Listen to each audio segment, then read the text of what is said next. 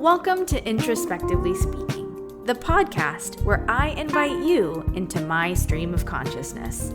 You'll get to listen in on real conversations as they unfold between me and my friends, and sometimes the conversations I have with myself. We'll explore universal topics, life lessons learned, and reflect on the truths we often keep to ourselves. There's a little something for everyone to relate to in this podcast. With the right balance of levity and depth, I can promise you one thing. You will always leave with at least one thing to think about. With that, I'm your host, Amber Lynette, and now it's time to go on some trails.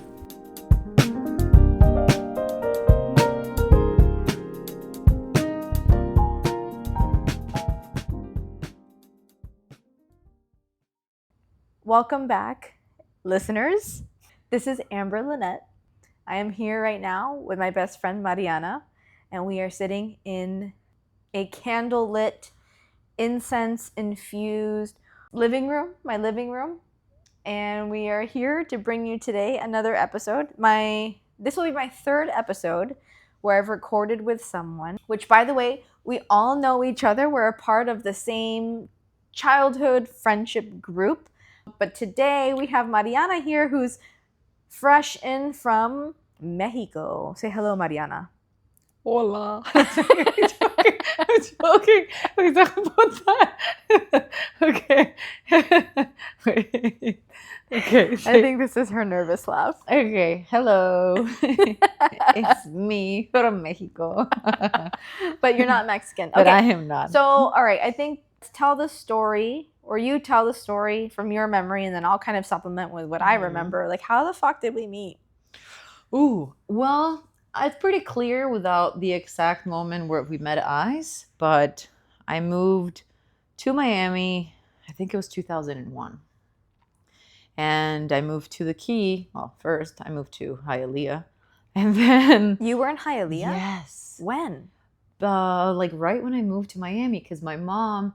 So kind of like my mom and my mom's brothers all migrated to America at the same time, right? We had the first one who moved to New York, and she was like, it's good here, the American dream. And then the next one kind of, grabbed his stuff and also packed his things and his kids and was like Miami. And then a third one, Miami, and which was at that time, unfortunately right now they're broken up, but it was my mom's closest brother. Older brother, but closest. And he was like, listen, come here. My mom had divorced my dad. My dad was already living his best life with a new wife, trying to have kids and a new family. So he was like, come, move to Miami, and I will support you with what I can while you get a job. The kids you can live with us, everything. Like, we literally would sleep on a couch. On a mattress. No, on a mattress on the floor. Okay, worse than couch was better. Yeah, no, like there was a mattress against the wall, and at night we would flop it, and like the kids would like lay there. And then my mom got a job, whatever. And then my mom always kind of wanted, better life, and she always aspired the Key and to have us be surrounded by those kinds of peoples. And then that's when we moved to the Key, and that was the first year Key Biscayne Elementary had a 6th grade. Oh, it was 6th grade. Or 5th grade. No, I think it was grade. 6th grade. Yeah, because before it used to be just like the not preschool, Yeah, it was elementary only. Elementary. And then we came K through 8. Yes. So then when first year of 6th grade, which I believe was 2001, then we moved there. We were living in Brickell. We weren't living in the Key, but we had a friend who lent us her address. And then I got there, and I remember you from maybe like lunch. I don't remember if we had classes together or the class together, but for sure lunch and, like from hanging out there. Yeah. Yeah, I don't know. It's a couple things, like something that you mentioned, and I don't know if it's that same way today. You would probably know because you have kids of your own. Like, but I did the same thing where I lived in Brickell too. And at some point, and people who have listened to this podcast know specifically from my getting financially naked story, they'll hear my journey in terms of like living in Brickell, but then moving to Westchester, but going to school in Key Biscayne, and that's like where I made all my friends. But it was a thing back in that day, and I don't know what the fuck that looks like today, where you would have to lie about your address sometimes if you were going to go to a specific school. So I did the same thing. Yeah, they would come and knock at your door. Yeah, they would like check. I remember it was almost like ICE. But for the school system. They still do it. Do they? Yeah, because when I was legally living in the Key as a mother with a child in Key Biscayne Elementary, when I had Nico, remember we used to travel a lot. And then the school got like a little concerned, and they went and they knocked on my door because my maintenance guy, the lobby guy, was like, oh, you had some people from the school. And the actual school told me, like, we send child services or whatever department is to see if you live there. Yeah, because they'll need to see if you live there, if the kid was okay, like kind of things, but they still do it, right? Because, you know, your taxes you're paying for that school publicly, like technically. So you do need to be from the Key. But yeah, we used to do it a lot. And I remember when I did it back then, my mom was very like adamant, like, we live in the Key. You have to say we live in the Key. We took clothes to the Key. We took toys to the Key. And then for 3 days, we hung out at my mom's like friend's apartment, just like with toys on the floor, like just in case. Yeah, like we live here. Just pretending to be like normal children, waiting to see if they knocked on their door, and they didn't. At least not that I remember, but we did that. Yeah. And you still, I think, have to do that. And there's a lot of people that still do it. I don't have like a specific recollection of the first time that we hung out, but we were at some point in time in the same we had group. I think honestly Megan was our glue. The glue. Our bondage. Yes. And because Nancy also, right? Because we were all like Nancy's kids, especially the ones that weren't from the Key. She Nancy took all of us would feed us after school. It was like our, she was like a foster mom. So Megan, obviously, her brother and all of them, they would just adopt all these kids. So we became friends. You were friends with Megan, you, Katrina. Who else was? I forget the other name. Lauren, Ashley. Like, so we were sort of that group, and we were all friends with Megan. And then we all started going to Disney. We would go to Disney like many times a year. Yes. Like, those were our hangout, like big hangouts. Of course, you and I were friends. And then obviously that ended. And then I moved for a little while to Fort Lauderdale. I don't know if you remember. I remember you moved a lot. Yes. I moved to Fort Lauderdale, and then I moved to Belgium, and then I came back. Yes. Or no, the other way around. I moved to Belgium first and then Fort Lauderdale. But we stayed friends. And then when high school came around, we did separate. We did. For a bit. Yeah. No, and then we reconnected through Dawn. Because, when I came back to Miami for the first time with Nico, back like, I don't know, this is 2015, something like that. I knew of you, of your life, right? We had social media, Facebook, most importantly back then. Yeah. But then I knew you had got married. I knew sort of like you lived here, that you were still friends with Dawn. And then, but I reconnected with Dawn. And then one of those times, Dawn was like, oh, I'm still good friends with Amber. And I think I was like, oh, why don't we all hang out at my apartment? And you came to my apartment. Oh, but then you also came to, when I lived here in the Grove. Yes, to your house. To my house. With Nico. Was Nico there? Yes. Oh my God. We have a picture that he took of us. Yes. So I do remember that. And I think that it was like a cool night, but it was like, fun night, all good stuff. But yeah, definitely at that point in time, it was like a quick rekindling, but it wasn't necessarily like we were still calling each other after. No. Let's hang out. It was, I think when we realized that we still got it going on. Was when you asked the creepy question of, can you have sympathy? Oh, no. Yeah. And that's when I was like, yeah, I see you. Okay, so to like bring some clarity, but that is a very... Context. That conversation, that question is a very like, we need a lot of context, and I don't think that most people listen. I don't know. I highly doubt that anybody who listens to this would understand the context in which the question was asked, so I will not share what the full question was. I'll leave everybody fucking wondering, like, what the fuck kind of question was it? But it was a question where most people... It was a questionable question. It was a questionable question that, like, most people would not be able to jive with, see past, or just, like, I don't think contain the capacity to have that level of human understanding and empathy. And non-judgment. But you But you did. Yeah. You contained it. It was like a very weird question. Well, weird. It was a very It's a weird dark question. We went dark fast. But then usually you would completely jump into conclusions and you would be like, oh, ew, I don't like this conversation. I don't like this topic. I don't like where this is going. What kind of a human are you to even question that? Yeah. To even think of that? Yeah. And we had it in just a non-judgmental understanding what the actual question was. And the question shall remain a mystery. It's a mystery fucking question. Forever.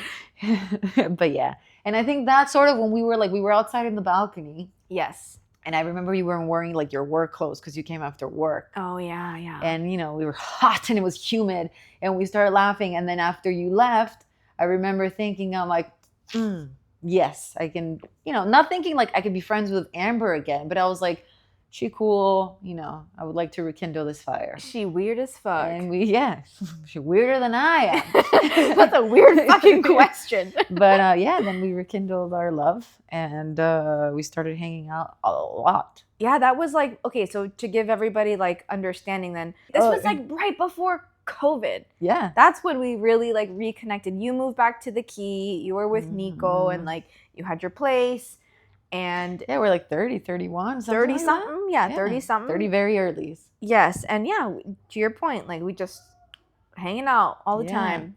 And it was also like a good moment for both of us because I had been separated for many years, but I had just moved to Miami in a sense as a single mom, right? I had just moved because I first lived for the first, I think, 9 months or 6 months with my mom. And then I had just moved to the Key, and it was the first time in my life, really, that I was having like my place, my apartment, you know, my life.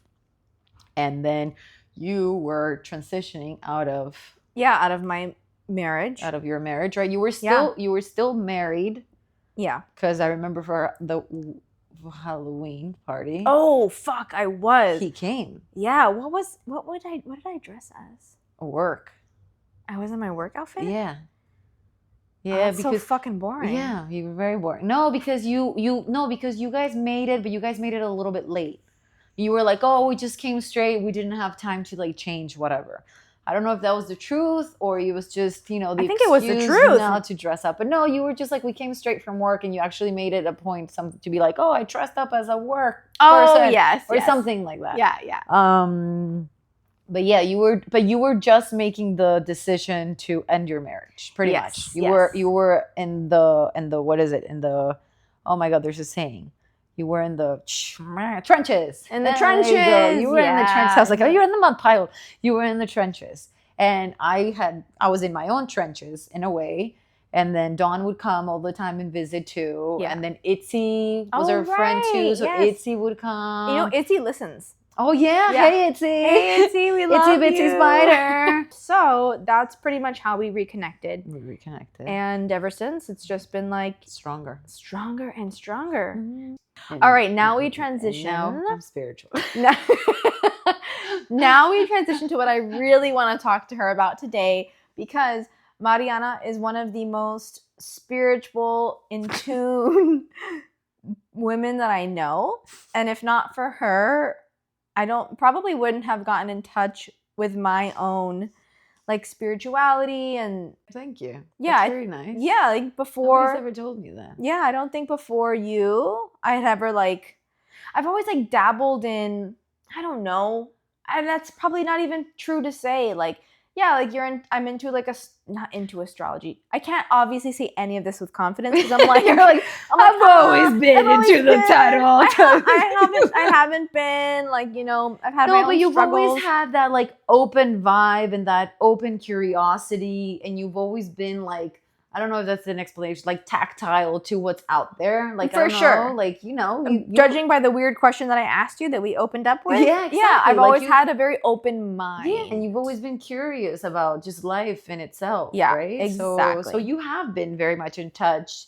You just maybe, you know, you didn't think about it. Yes. You weren't conscious about what you wanted to be in touch or whatever. I don't know if that's... No, I think that makes sense, and I think a lot of people are not. So, I would love for you to share with the listeners my expertise, your expertise, and I don't know, like one of the memories that I have of my journey.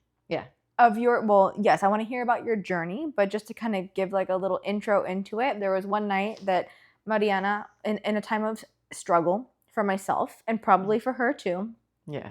right? Because we were sort of at that crossroads when we reconnected. We went to the beach. We had papers. We wrote things that we wished would come to life under a full moon. She made a bonfire. We had candles, incense, crystals, all the stuff. And all that jazz. And we did this whole ceremony. So can you tell people, like, how the fuck did you get into that?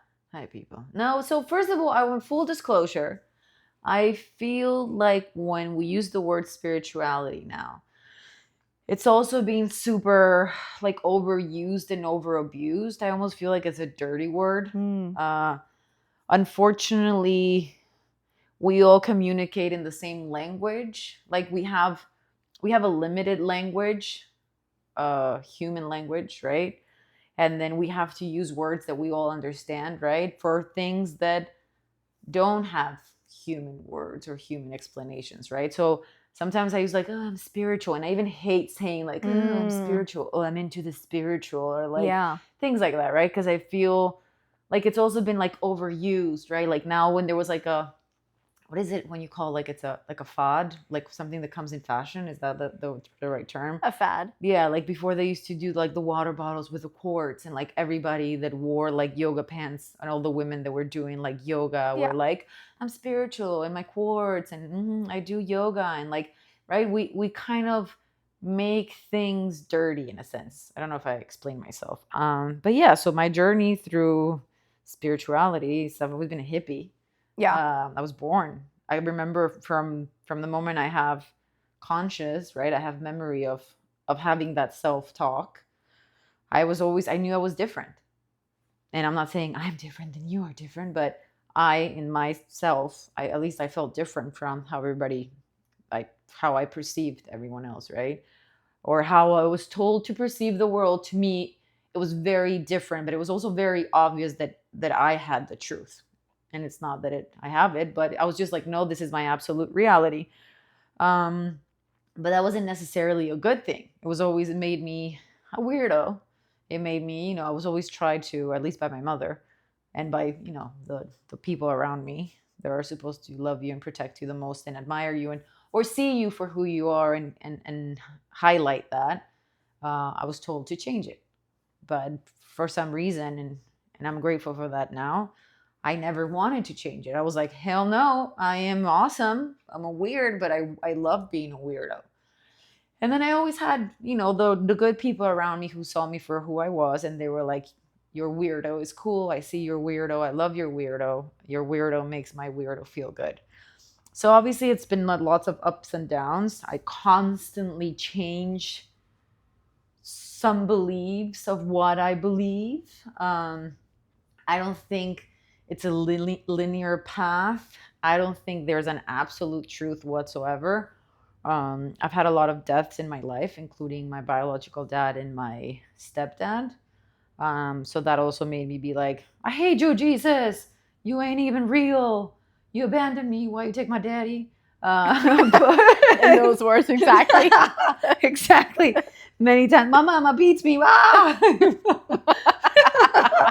But at the same time, I knew very surely from absolutely no evidence whatsoever that there was something out there that was taking care of me. And then, not so long ago, we talked about this the other day when we were at Jordy, that I still have that belief that there's something out there that takes care of me, right? And I am in my absolute truth. I put my hands in the goddamn fire and I walk through fire. There is something out there taking care of me. I don't know if it's Jesus. I don't know who that something or what that something is, but I do also believe, like before, like I'm going to go on a tangent of like everywhere and nowhere, right? But that's sort of how I think a little bit spirituality is, right? I used to believe that either you were Catholic or you were Jewish or you were Muslim or you were Hindu or you were, right? Like you can't be all of it. Like that's not how it works, right? Clearly that's not how it works. or you're spiritual and you believe in the universe, right? But you can't believe a little bit of everything. You can't pick and choose. And then I sort of started to realize, or at least in my path, is that maybe they are all true, right? Because I do, and this is sort of what I do think that even though humanity has taken it upon themselves to translate the message of, for example, let's speak Jesus. I was raised Catholic, so that's a closer story to me, right? Of like, oh, this is what Jesus did and this is what he said, and we're going to write it on paper. Of course, it was written by mankind, right? It was written by a human who then told the story to somebody who then wrote it, and then, it's obviously been diluted, changed, portrayed differently, perceived, whatever. But there is a truth to that, I believe, right? So to me, there have been many moments in the history of the world or the universe that maybe we have had different, right? Like what they call also like different messiahs. I don't necessarily believe that what they did was true, but I also don't feel like they didn't happen. Like I do feel like they could all have happened. I don't know if you understand, if I'm making myself understood. And then that's also what I think spirituality is. It's just we try to put it in a box and we try to mold it and we try to explain it and we try to make it to be so it's understandable, right? But it's just, I think it's all a possibility. They're all possible, and to me it's very likely that they all happened in a way. It's just then that they were taken and diluted and changed the stories, and then we for some reason have separated all of these people that were maybe very very in touch with the actual universe, with the actual energy of the universe, to say. So I think that's I think that's what spirituality is, right? There is an energy in this universe, right?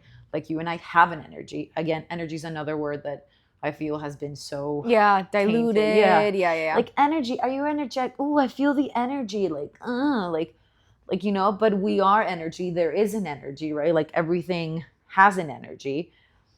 And it's like when you're sad and your dog knows you're sad, right? And then it comes up to you and you feel much better when you touch your dog, right? That's an energy right there. Or you walk into a room and it's a party and you just get super pumped, right? It's like a contagious energy. So there is a tangible energy in this universe, and it's just constantly also changing. So so I think what I'm hearing, right, is that like everybody has their own way of seeing things and truth and religion or connection or belief about themselves, or maybe the reason that things may happen, and none of it's wrong necessarily. It's just that's how that person may connect those dots. Yeah, in a way. It's the same like with like your life experience, right? Like you have your experiences, your upbringing, your family, your grandparents, and that makes you see life through one lens, right? And your experiences change, right? So we taste the same fish, but we don't taste the same fish. I don't really know what you're tasting, right? Because I don't have your taste buds, I don't have your mouth. But you can be like, gamey, fishy, salty, and I can be like, no, sweet, sour. Neither one of us is in the right and the wrong. That's completely. So I think spirituality, it's also that way. Like this is like how subjective. This is how I see it. This is how I perceive it. And I think it's also constantly changing. The more experiences you have and the more you change as a human, right? Like when you were young, you were like, I'm going to wear those low-rise jeans. I think they look good as fuck. Yeah. And they destroyed our bodies. Now, like, even if you paid me, I'd be like, hell no. Give me mom waist jeans. Those shits look incredible, right? You're also entitled, and I think it's the most human thing, to constantly change what you want and what you think. And I think that that's part of the spirituality, because then you go through journeys or you go through an experience and you go, oh shit, maybe this is this, or maybe this is that. And then it can change forever and ever, every day. There's no right, there's no wrong. And the universe does conspire in your favor. That's an all-time favorite of mine. What do you think about, serial killers? What do I think about them? Like, am I pro serial killers or am I con? But like, so in like, do you think so? The question we bonded over was a cousin of these questions.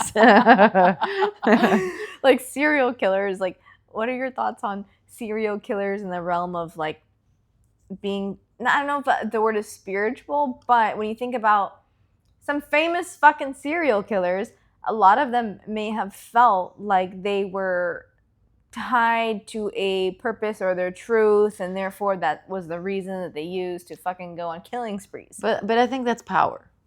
I think. Ooh, okay, talk to me about that. I think we become, the more you think of yourself, the shittier you are as a human. I don't know if that makes sense. Oh, we kind of talked about this with politics. Yes. I think, and this is going to be like a huge trigger, terrible thing that I'm going to say. And I'm really sorry if it affects anybody. I don't mean it in an ill-mannered way. But I think, for example, a person that can kill themselves or a person that kills themselves is completely focused on themselves, right? I know there's diseases, mental illnesses. Again, this is just a vague statement. And what I mean that is when you think of yourself too much, right? Which is what's happening a lot. It's always happened. You know, humans, we have the power to think and analyze like animals don't do, right? Animals just live and they're like, survive, I must eat and not be eaten today. And then it's like, oh, I lived another day. Yeah. And we wake up and we're like, oh, what do I look like? What am I going to wear? When am I going to go to work? Me, right? We become self-absorbed. We all are. I'm self-absorbed. I look at myself in the mirror 100 times and I'm like, am I beautiful? Are these new wrinkles? But then I think that's, for example, anybody that thinks of themselves too much completely becomes detached, and it's easier to become a shitty human. Like, because you really are just thinking of yourself. You are not. When you do things for other people, when you realize, for example, it's like the most selfish and selfless thing, because you get so much pleasure of doing things for other people too, right? Like when you give somebody you love a gift, that makes you feel good as shit. Like, right? That's almost like a selfish thing. You want to see their reaction to the wonderful gift you just got. You love that? I've been fucking planning that trip for 6 months. You loved it. You didn't. You didn't you? Sorry. But you are thinking ultimately of that person. So that's why, like, they also talk about, like, I don't know who they are, but people talk about the acts of service. It's another language of love, right? Even though you feel incredible about it, you are focusing on somebody else. You are thinking of other else. So serial killers, to tie it back, focus on themselves and they start getting power out of it, right? So it's me. So it's control. Sorry. No, it's good. It's control. It's, it's all of these things. And again, it's when you're focused on the self. When you're focused on the self, I think that's the worst thing you can do for yourself and ultimately, for others. I'm sure, well, I'm not sure. I think that there are actual people born with like a little loose something up there, and there are actual serial killers that have some issues, or I think there's people that are born with something that you cannot change. But I think ultimately most of us are born good people, good kids, and we just get really fucked down our path. And most of us get really fucked by our parents. I think our parents are, sorry mommy, sorry papi, but you are responsible for the shit that you do, and you have created, little unhappy people who also bring unhappy people into this world, right? It's like this chain reaction. It's like the cycle. It's a cycle, exactly. Yeah. Trauma brings trauma. Yeah. And that's why the whole, like, oh, you got to cleanse your trauma. It's not easy to cleanse trauma. It takes generations and generations. But so some people may never clear it then? At least not their life. No, I don't think so. I think a lot of us, I don't, for example, reincarnation, I don't know how I feel about it. I used to be like, hell yeah, 100% when I was super Catholic, because I didn't know, when you go to church and you're like, I denounce there's like that saying, I don't remember anymore. And then one time I was like really listening to the priest say stuff, and it was like, I don't believe in, or I don't know what it says or something, or somewhere they were like, we don't believe in reincarnation. And I was like, what? I thought we believed, like I was super sure that you can reincarnate. I don't know anymore if we reincarnate. I used to be very strong about it. That we did reincarnate. That we did. I used to think that we just multiple lives, and I would be like, Daddy, is that you? Is that you? That flower looking at me right now? and keep us gain. I was sure my dad was the tree. You don't remember that? I do remember that. And I would go outside. Yes. And talk to my dad, like, but fucking full-on conversations. Yeah. Like, hey, Dad, you know, I'm upset, and like all of this shit. But did it help you in that moment? Of course, yeah. I think that's like, yeah, I don't know. Like, I guess on the topic of reincarnation, not something that I've thought about myself too deeply, but as somebody who's also experienced loss, like, okay, for example, I just went to Ocala to see my grandma. So I went to Silver Springs National Park, and I was, walking through. This is a place that I had gone to for, a lot when I was younger. My parents would take my sister and I.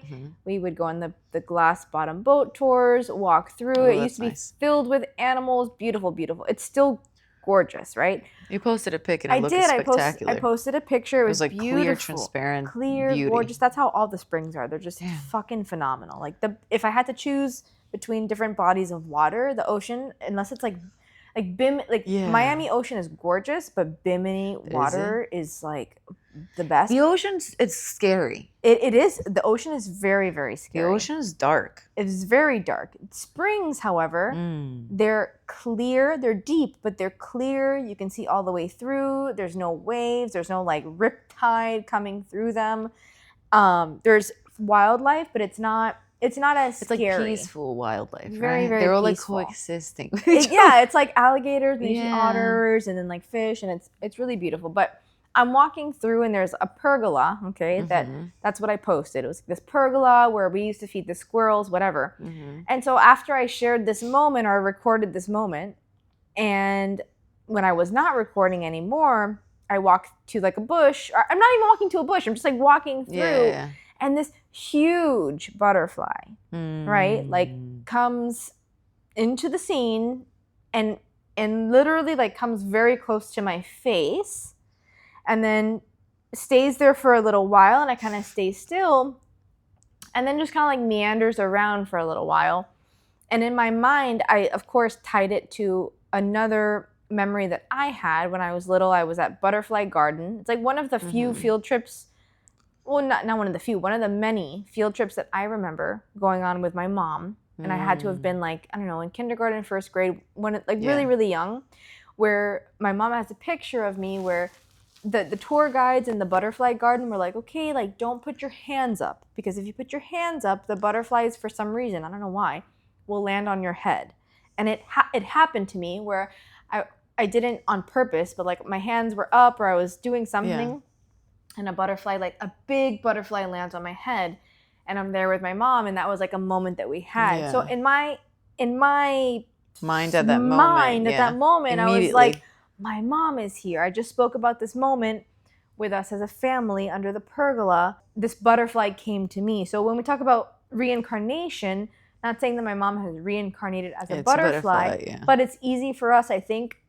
Perhaps reincarnation kind of speaks of people existing as one thing permanently, because in that logic, my mom would be that butterfly forever. She reincarnated as a butterfly, but butterflies live for like nothing. They live for like months, right? Exactly. Their lifespan is like very, very short, but maybe like that's like a way that we draw meaning to it. But I think that also kind of brings us to the topic of signs. Yeah, I also feel like I don't know, like we try to rationalize concepts that we don't understand, right? Like going back to spirituality is a concept that we all sort of comprehend. Like, right, when I tell you spirituality, you put something in your mind, I put something in my mind. We sort of understand, but we don't really know what it is again. Yeah, because there's not one universal, like, there's not a definition of it. You can't see it, right? Like leaf, boom. Oh, okay, this is leaf, this is person, this is dog, right? So also reincarnation is like a concept from from a culture, from a religion, from a belief, like, so that we try to rationalize it and then we explain it, right? Because we can't not have things explained. Like we can't not understand things, right? We can't not rationalize things. So that's one way that could be, right? For all we know, we do reincarnate constantly for minutes, for times, for years, for whatever. And then another is that sometimes could also be a possibility is that those kind of moments, right, aside from reincarnation, can also be true, right? Like I do feel, and this is like my personal belief, is that like if you have an instinct or a gut feeling, and we haven't, because that's all something we're born with, like instincts, right? As humans, we're also like animals, and fear, the fight, the flight, like all of those things. We have instincts, and then we're unschooled of that. We're immediately like, no, you cannot have these things. You have to have rationality, and we also have to have norms and behaviors, all of that. So we normally don't trust our instincts, but those kind of things moment can be like, oh, why did your mom pop up? It could be because you were having a prior conversation about it. Yes, of course. And you just romanticized it in a way, right? It must be my mom. Or it really is your fucking mom, right? Like, why not? Well, like in a butterfly form, in an energy form. We don't know how much, the same way we have a human form right now. We don't know if there's, worms being like, oh, I don't know. Like we can't really grasp the enormity of what it is, but it's a beautiful experience. It is. And I think that I think it's also a coping mechanism. I've had this thought before where when it comes to religion, I find that like religion, or maybe practice, I don't want to say faith, because I think faith and religion are different actually. The religion is like the organized, right? The religion is like the organization of it, like Catholic, Christian, blah blah blah, right, whatever. The policies, the procedures, the norms, right? Faith, the belief, but excuse me, I think faith is different, but I do think in a way it's sort of like a coping mechanism. So when all else fails, like some people, right, will go to church, they'll pray, it's almost like their meditation in a way. And that's how I also see signs of things. But I'm a little confused on it because personally, like, okay, so when my dad died, he died May of last year. Something interesting happened in my house. I wasn't in my house. Lisette was here the night that my dad died. Yeah. So when my dad died, it was like 1:55 in the morning. Didn't you leave? Yeah, I was up there. I was up there with him. Yeah. But I wasn't at his bedside when he died. And it wasn't that his mom went in. Yeah, so pretty much like my grandma and I went every single day to go see him. But again, she was 95 at that time. And for us to stay, maybe this is just how I don't know. I never really felt like I needed to be there when he physically died. I know a lot of people like to be with their loved ones hold them when they die, like the last breath. I don't know if personally I could handle that. I wasn't there when my mom physically died, like her last breath. My dad either. Also, I had like an interesting relationship with him. But all of that to say, the night that he died, it's like 1:55, I get the call from the hospice place that he had passed. And that night, it was so shitty because I had made sure every single night that I was there when he was in hospice, expecting his death to come, I had my phone on loud so that they would call me on my phone and not call my grandma's house. But that night, you had it my phone was like on sleep mode. It was silent. So they called me. I didn't answer. It rang to my fucking grandma's house. And all I hear in the middle of the night, which is like the worst feeling for me, is getting a call in the middle of the night.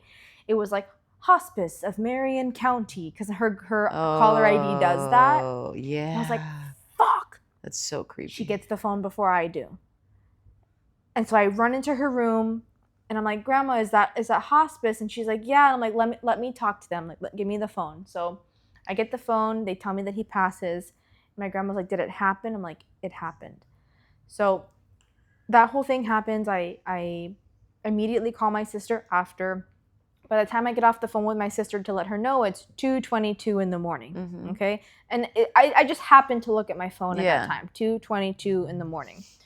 My grandma and I go to see my dad we wake up in the middle of the night, we go see him. My grandma's like, we say our goodbyes to his body, but earlier that day, I even did like a death meditation with him where like I found something on YouTube, like put it by his head. It was me, my grandma, her neighbor Linda in the room, and because he wasn't letting go, despite the inevitable, right? And that night he died. So, wait, back to the point of signs. So the next day, when I'm like talking to Lisette on the phone, she tells me around like 1:50 something, she's asleep, that she's like, I know I turned off the TV, like it was off when I went to bed, that my TV here like came on with like volume super loud, that she had to come downstairs and like turn off the TV. So signs, right? That's like maybe an energetic sign that he had, I don't know, left the world or whatever. And then for the next few days, the next day immediately after he died, we went to breakfast. My sister came from Orlando up to Ocala just to spend the day with like my grandma and me. We went to breakfast, and on the menu it was like 222 deals. So the time that I hung up with her, like 222. It was like this recurring numbers. My sister's really into angel numbers. I really wasn't like into them. But when my dad, like a couple weeks prior, was in the ICU and all this like story was building that he was finally, his body was giving out on him. His ICU room number was 222. Right? So it was just like, it's signs that could be connected or may not be connected. Just to say something, which I have no knowledge about. I just know of math, right? Yeah. Math is also like a what is it, like a universal language, right? But it's title, so that's why a lot of people, that's why they do like angel numbers or like numerology and all of those things, because nature has math to it, right? I forget about the little, what's the name of it? The circle, the seashell thingy. I don't know. Dun, dun, dun. It's an architectural thing. It's a seashell, and we have it in our bodies. Like that's what Michelangelo used to do a lot. Oh, okay. I don't know about it. We are math, right? Like there's numbers. We are numbers. That's why a lot of people believe in it. Again, I don't know knowledge of numerology or angel numbers or any of these things, right? But there is a number science to supposedly, the language of the angels, the spirits, the nature, the communication, the life after, whatever. I don't think it's something crazy, right? The numbers coincide and they start making, right? Like we start seeing things. We're also more aware. We're also maybe looking for it. Right. Like, aware, like, right, for example, I don't know, you find out you're pregnant and now everything everywhere is like diapers, babies, blah. Yeah. Like, you're like, oh my God, it's signs. It's a sign. Maybe, or maybe you're just now aware of it, and then you start seeing them everywhere. But not necessarily, it's not something, it's also, where I was going, it's not maybe a coping mechanism. There could be some truth to it. Yeah. Like maybe it is, I don't know, your dad reaching out for you. We're just usually not perceptive to many things. The same way you like go outside and you're like, oh my God, I had never noticed that tree was so big in front, because you never sat down, took the time to really look at it, to really, take your time to observe, to listen to whatever. So that could have also happened. In those moments, maybe some things are more obvious, like the TV, the phone, the whatever. But like, I think the signs are constantly there, if you want to call it the signs or the whatever. Right. The communication of the energy, of the love, of the whatever. It's always there. And when we want to be in tune to it, I think we are in tune to it, whether we comprehend it or not. Yeah. But we perceive it. That's what I like. I've like in my research and like listening, to other people talk about it. Like, I always like my podcast library is full of different shit. If it's like relationships or if it's like spirituality or if it's finances or whatever. But there's there's a lot of people who talk about this and being open to receive the potential signs, right, from people who have passed, and like you just kind of have to be open to it. But it's sort of like this constant battle of like, okay, am I just looking for it and therefore I find the sign because I'm looking for it? Or is it that like I just like let go and let the sign come to me? But then that's also you rationalizing something that's not rational, right? And that's superhuman. Yeah. But then that's our way of being like, oh, I'm open to it. But then you see something, you're never gonna know for a fact that like your dad's not gonna come back and sit on the couch and be like, what's up, honey? Yeah. Like, so it's always like an interpretation, and it's your decision to be like, I interpret this to be true, or I interpreted this to be my mind helping me go through something. Right. The choice is yours. Yep. And it's always going to be like, there's never going to be like an absolute answer or like a direct, like, hey, Amber, and I used to, in my spiritual path, I used to be like, why does no one have fucking answers? Like, why is there no one that can tell you, like, hey, I have studied this, and like for a fact, I can tell this you, is like, what happens. why does this shit have to be a fucking mystery? Like, why then it can be true? Like, nobody knows anything. And even now,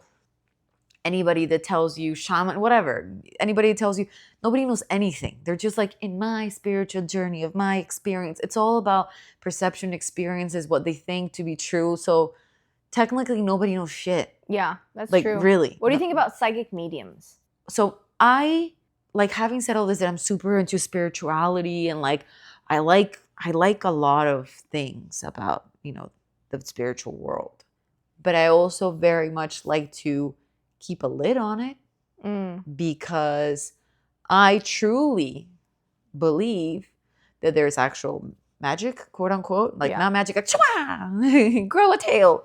But I do think that there are people that are capable of doing magic or whatnot. I believe, haha, world. But I don't want to dabble in any of it. Like, because what I go is, I think when you open a box, and you don't get to choose what comes out. Like, you don't just get to choose the good. Yeah, The that's true. bad can also come out. So when you're open and perceptive to all things, you're open and perceptive to all things. And I also do believe that there's darkness out there, right? It's just, the world's a duality and everything. The universe is a duality, right? There's good, there's bad, there's love, there's hate. I don't know exactly how much there is, but I do. For example, not so long ago, my thing with light, right? Like, I don't like artificial light. And so when Elena was really young, I started doing bath time with candles because I thought it was beautiful, right? And like, right now we have candles, and it's so delicious and so romantic. And it's so soothing. And imagine doing bath time with candles and going to bed with candles, right? Yeah. Spectacular. Well, I stopped doing it because she started having night terrors. And what happens is, again, to my belief, when you open a candle, it's also a very spiritual thing, and it's night. And at night, good things, bad things happen. Again, all this spirits, energy, whatever you want to call it, are there, whatever. And I just felt like she was having like really bad night terrors. And that because I would turn a candle in the bathroom with her when we were bathing her, and then I would turn a candle in her room. And then, with all her PJs and everything laid out, and then her room will be on. And then we would transition her from the bathroom to her room. But the candles were sort of always there. And it was like a very ritual sort of thing. But I just almost felt like I was inviting more than I wanted to invite. So I literally shut that shit down. And I did like a whole cleansing of her room, and which I do a lot with like Palo Santo or incense, and I have like, my quartz in the windows, and I verbally speak, and I do say, you are not welcome here, and I close the doors, like, I do a little like waving my magic wand in the windows and everything, and I do a lot of like protect my kids, and they are how do you say it, like a extension of me, and I protect blah blah blah. I did all of that. It could have been complete 100% fucking coincidence, but that night she slept well, the next night, whatever. And I was just like, and luckily my mother-in-law is also she's a little bit deeper in other shit. She's like, Atlantida and the lost civilization. And I'm like, oh shit, snake people, or no, lizard people. Oh my gosh. She's into other shit. But we do have conversations in common about, things like that. And she was like, definitely shut that shit down. Like, don't do candles, especially when you're doing them in such a ritual way, right? Because even though it's well-intentioned for the baby for that, maybe it's best not to.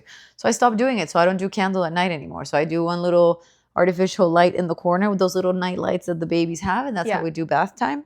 And then maybe I crack the curtain, like because it's obviously when she goes to bed, it's not completely dark, and then that's it. But I feel like there are things out there. There are or spirits or whatever you want to call it out there, and you might be very perceptive to some things.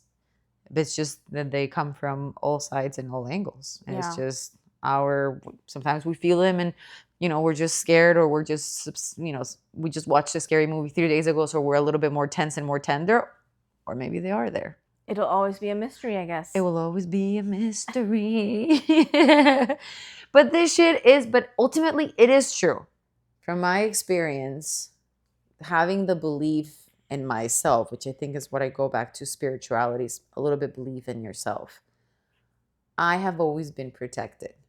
Again, I don't know by whom, or sweet Lord baby Jesus, 8 pounds, 6 inches, that joke? Shake and bake. Yeah. Or, I don't know, Mama Pacha, whatever you want to call it. But I have always had the protection. And even in the most random situations, right? No cell phone, no money, in the middle of the street, somebody has picked me up, all those kind of things that you're like, oh my God, you're so lucky, right? The people that are like, they're so lucky. They're so lucky. Oh my God, they're so lucky. I don't think necessarily people are lucky per se. I think we use the word lucky to explain a phenomenon, whatever, or something that is not, but it's because some people are more in tune maybe with that natural, with that spirit, Yeah. with that extra world. And then when you are connected, I feel that when you are connected to that higher power, to that universe, which is really what I say, the universe, you are protected by it because you are it. We are just an extension of, we are just kind of like this little, the tank. Are we the tank? Are we the fish? Or are we just sort of the entire thing? Okay, so in closing today's conversation, for the people listening that maybe haven't connected with their spirituality, universe, God, whatever, right, we want to define it as, or how people want to define it, do you have any advice for those who may want to get a little bit more connected, feel protected? Because, right, I think, right, in our conversation today, you mentioned that, like, you've always known that you've been connected, or like you were a weird kid, in the sense that, like, you just knew some of these things, or felt right energy, as we call it today, around you. So for those people who aren't sure, or maybe think that they are, do you have any words of wisdom in terms of how they can become more connected? Wise one. First, I think for everybody, we need to stop trying to explain everything, right? Just to begin. Whatever. You don't need to have the answers to it. Whether am I spiritual, am I religious, am I faithful, am I Catholic, who cares, right? Just be good human. Just begin with that. Be good. Just don't be a shitty person. I think that's the beginning of it all in many ways. And then you'll figure it out as it goes. You really don't. I feel like we have to have things explained. Like, we have this need to belong in a box, right? Like, constantly be like, oh, this is where I belong, and these are my boxes, or I check. I don't think we need to. We shouldn't. That's a lot of it. There is everybody 100%. If we are 8.5 billion people, I think there are 8.5 billion types of spirituality. I think the perception is completely different to everybody, and we are wrong, quote unquote, to think that we will see or believe or perceive the same way another person. And then to the knowing that you're a weird kid, or that you have this, I think we are all so different. I think some people are more perceptive, right? We're born the same way. There's some that are really good at math, and other ones are really good runners, or we all have our talents and our awareness or whatever. I think I was born with a little bit more perception of some things. What those things are, again, we don't have a word. But I think mostly is go outside of yourself.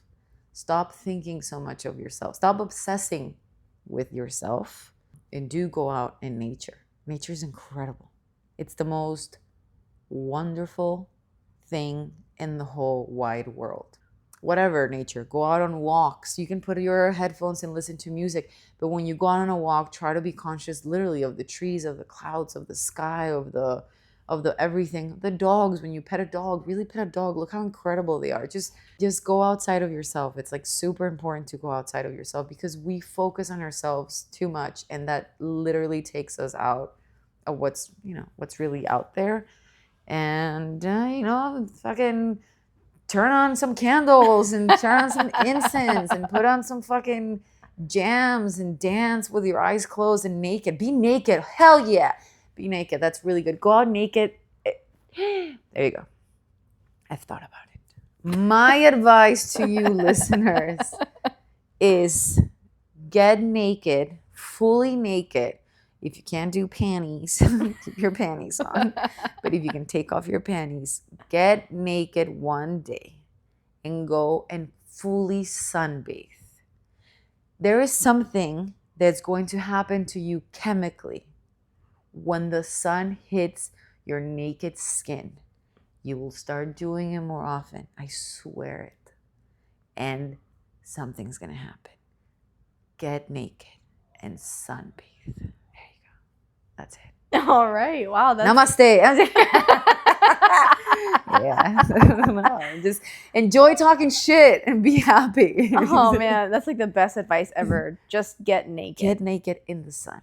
Love that. Love that. Love that. Well, wow. This was a great, a great eye-opening conversation. Thank you. Eye-opening, but it was a good shit talk. No, it was for sure. Like super, super eye-opening. I'm sure people are going to be like thinking about it for quite some time after listening to it. And maybe, I think some people will be naturally resistant. Oh, for sure. Right? And be like, no, or like, have Just their own full of opinion. shit. But with everything that you're saying, that's totally fine, Yeah. right? I think a lot of what you said today is more, I think what I take away from the conversation is, and I think it's hard for a lot of people because we do live in a self-obsessed world with the whole social media thing and like being obsessed with ourselves. And also a lot of the messages that we hear are like, focus on yourself. Like you can't control others. And there's a lot of messages out there to work on yourself. And I do believe to an extent that that's all we can do, right? Especially like in relational aspects of things, you can't change other people necessarily. What you can change is yourself and focus on yourself. But I don't think that's what you're saying when you say like, don't obsess so much on yourself. I think a lot of what you're saying is try to be open-minded and understanding of other perspectives and know that your way is not the only way. It's impossible for one person's way to be the only way all the time. Yeah.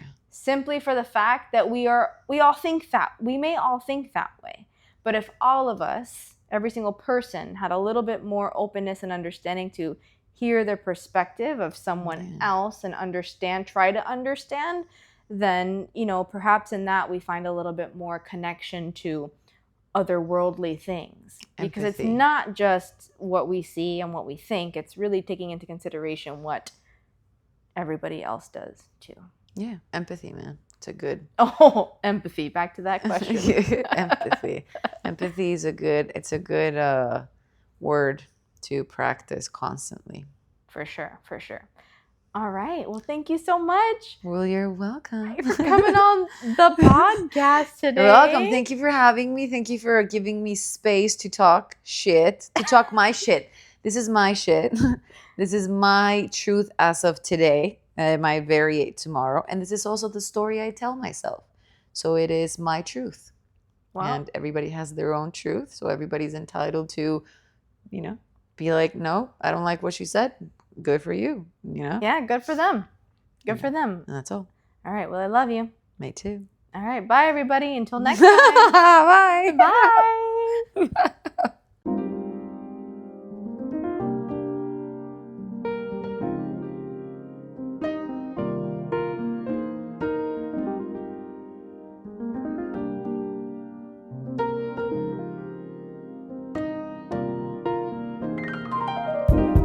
Thanks for tuning in to Introspectively Speaking. I hope something in today's conversation sparked something within you. Take a moment to reflect on what resonated, and if you enjoyed this episode, don't forget to rate and review. Your feedback helps keep the conversation going. Until next time, sending you a big, big hug.